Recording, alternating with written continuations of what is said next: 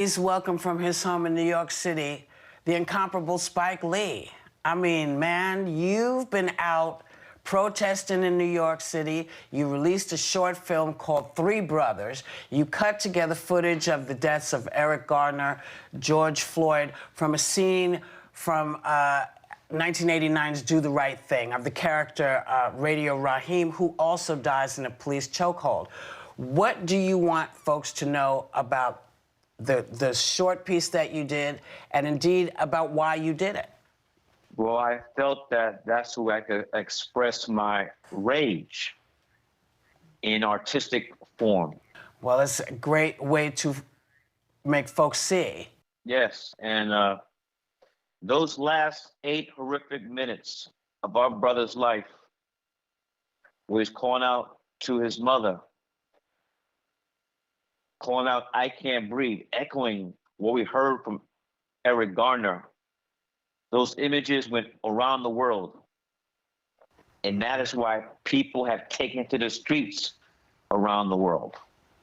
Spike, you know, at least a dozen cities, Spike, have now banned chokeholds, thankfully, but lawmakers are also working on additional reform measures this week. But there are also some people who are looking to also defund the police. And when I say defund the police, I don't mean abolish the police. I mean take some of the funds and channel them towards community projects like healthcare and education and that sort of thing. What are your thoughts on that? I agree, but I think that, once again, Agent Orange is trying to change the narrative and make people think that defund the police means we don't need police at all. So words are important, and they're using semantics to get the message twisted.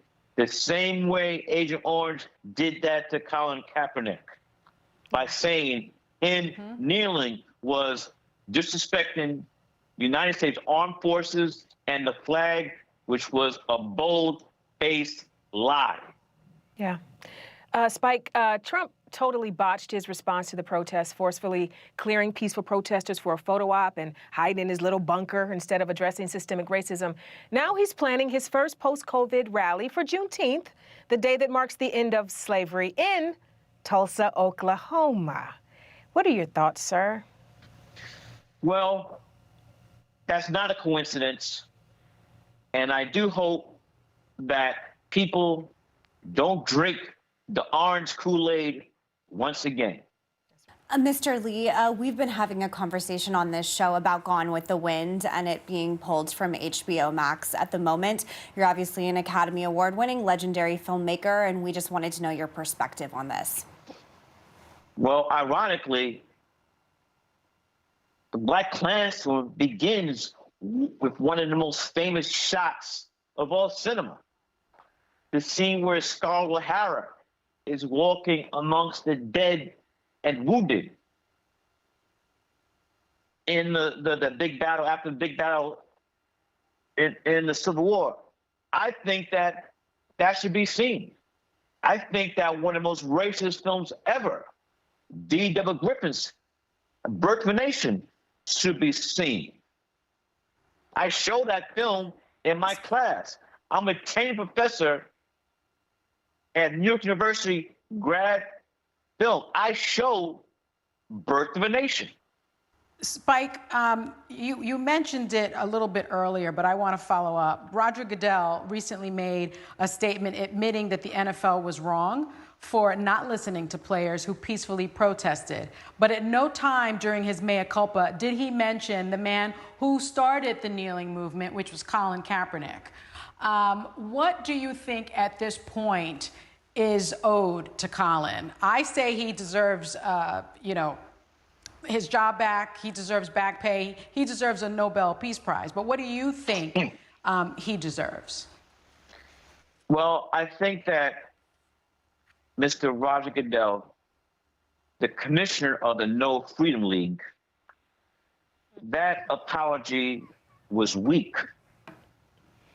It was piss poor and plain bogus.